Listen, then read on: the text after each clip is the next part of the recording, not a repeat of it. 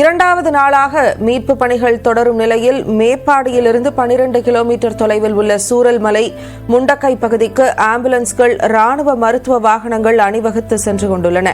இதுகுறித்த கூடுதல் தகவல்களை செய்தியாளர் ஐயாசாமியிடம் கேட்கலாம். ஐயாசாமி, ஆம்புலன்ஸ்கள் தொடர்ந்து அணிவகுக்கின்றன. அங்கு எவ்வளவு பேர் சிக்கியிருப்பதாக தகவல் கிடைத்திருக்கிறது? அது குறித்த விவரங்கள்.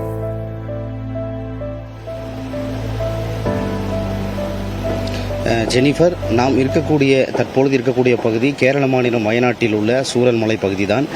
நேற்றைய முன்தினம் நள்ளிரவு ஏற்பட்ட இந்த நிலச்சரிவில் சுமார் 400 குடும்பங்கள் மண்ணில் புதைந்தன. இதன் காரணமாக நேற்று முதல் இந்த மண்ணில் புதைந்தவர்களை மீட்கும் பணி என்பது தொடர்ந்து நடைபெற்று வருகிறது. இந்த பணிகளில் இராணுவத்தினர், தீயணைப்புத் துறையினர், மாநில பேரிடர் மீட்புக் குழுவினர் உட்பட தன்னார்வலர்கள் என 5000க்கும் மேற்பட்டோர் இந்த மீட்பு பணியில் ஈடுபட்டு வருகின்றனர். கிட்டத்தட்ட பகல் நேரங்கள் மட்டுமல்லாமல் இரவு நேரங்களில் இந்த மீட்பு பணிகள் என்பது தொடர்ந்து நடைபெற்று வருகிறது. இதுவரை 150க்கும் மேற்பட்டோர் உடல்கள் மீட்கப்பட்டுள்ள நிலையில் படுகாயங்களுடன் பத்திரமாக மீட்கப்பட்டவர்கள் மருத்துவமனையில் அனுமதிக்கப்பட்டுள்ளனர்.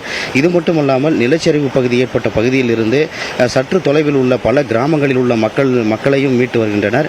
இன்று அதிகாலை 2ஆம் நாளாகவும் இந்த மீட்பு பணிகள் என்பது தொடர்ந்து வருகிறது. அதிகாலை முதலே ஓயாத ஆம்புலன்ஸ் சத்தங்கள் என இந்த சாலையில் அணிவகுத்து வருகின்றன. கிரேன்கள் மற்றும் ராணுவ மருத்துவ குழுவினர் உட்பட அனைவரும் இந்த சூரல்மலையை பகுதியை அடைந்திருக்கின்றனர். தற்பொழுது இங்கு ஒரு 200 மீட்டர் தூரத்தில் வாகனங்கள் எதுவும் செல்ல அனுமதிக்கப்படவில்லை. காரணம், இந்த பகுதியில் வாகனங்கள் அனுமதித்தால் இங்கு நெரிசல் ஏற்படும் என்பதால் முன்கூட்டியே போலீசாரும் இராணுவத்தினரும் வாகனங்களை நிறுத்திவிட்டனர். தற்பொழுது இந்த பகுதியில் இருந்து அந்த மீட்பு பணிகளுக்கு தேவையான உபகரணங்களும் எடுத்துச் செல்லப்பட்டு வருகின்றன. தற்பொழுது நாம் இங்கு பார்த்து கொண்டிருக்கக்கூடிய காட்சி இந்த நிலச்சரிவால் ஏற்பட்ட பாதிப்படைந்த இந்த வீடுகளை தான். தற்பொழுது நிலச்சரிவில் அடித்து வரப்பட்ட ஜீப் உள்ளிட்ட வாகனங்கள் சேதமடைந்துள்ளன. அதேபோல் கடைகளுக்கான கதவுகளும் சேதமடைந்துள்ளன. இந்த பகுதியின் மக்கள் சுமார் முற்றிலும் தங்களது இயல்பு வாழ்க்கையை பாதிப்படைந்துள்ளனர். தற்பொழுது அந்த காட்சிகளை நமது ஒளிப்பதிவாளர் கிருஷ்ணன் அவர்கள் காண்பித்துக் கொண்டிருக்கிறார்.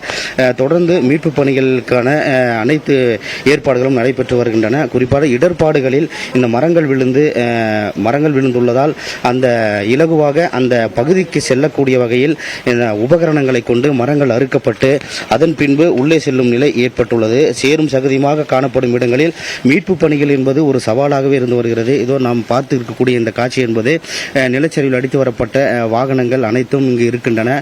அதேபோல் வீடுகள் சேதமடைந்துள்ளன. தொடர்ந்து இந்த பகுதியில் பல இடங்களில் இராணுவத்தினர் மீட்பு பணிகளும் ஏற்படுத்தியுள்ளனர். கிட்டத்தட்ட நாம் இருக்கக்கூடிய இந்த பகுதியில் 3 அடி வரை சேற்று சகதி இருப்பதால் உள்ளே செல்ல முடியாத அளவிற்கு கடும் சிரமம் ஏற்பட்டுள்ளது. இருந்தும் இராணுவத்தினர் உட்பட அனைத்து மீட்பு படையினரும் இந்த பகுதியில் மீட்பு பணியில் ஈடுபட்டு வருகின்றனர்.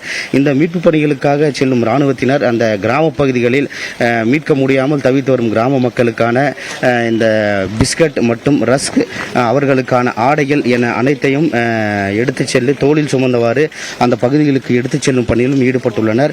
தற்பொழுது இந்த பகுதியில் நேரம் செல்ல செல்ல இன்னும் மீட்பு பணிகள் என்பது தொடர்ந்து தீவிரமடையும். அதேபோல் அவ்வப்போது இங்கு மழை பெய்து வருவதால் அந்த மழையையும் பொருட்படுத்தாமல் இந்த மீட்பு பணிகள் என்பது தொடர்ந்து வருகிறது. ஜெனிஃபர், தொடர்ந்து இந்த ஆம்புலன்ஸ் மூலம் பல உடல்கள் நேற்றிலிருந்தே கொண்டு செல்லப்படும் நிலையில் 2ஆம் நாளாக இன்றும் உடல் மீட்கப்படும் உடல்கள் அனைத்தும் மருத்துவமனைகளுக்கு கொண்டு செல்லப்பட உள்ளது. ஜெனிஃபர், பேரிடர் காலங்களில் ஒவ்வொரு நிமிடமும் முக்கியமானது. அந்த வகையில் தொடர்ந்து தீவிரமடையும் மீட்பு பணிகள் குறித்த தகவல்களை வழங்கியிருக்கிறீர்கள் ரகுவரன் மற்றும் ஐயாசாமி. உங்கள் பாதுகாப்பிலும் கவனம் கொள்ளுங்கள். தகவலுக்கு நன்றி.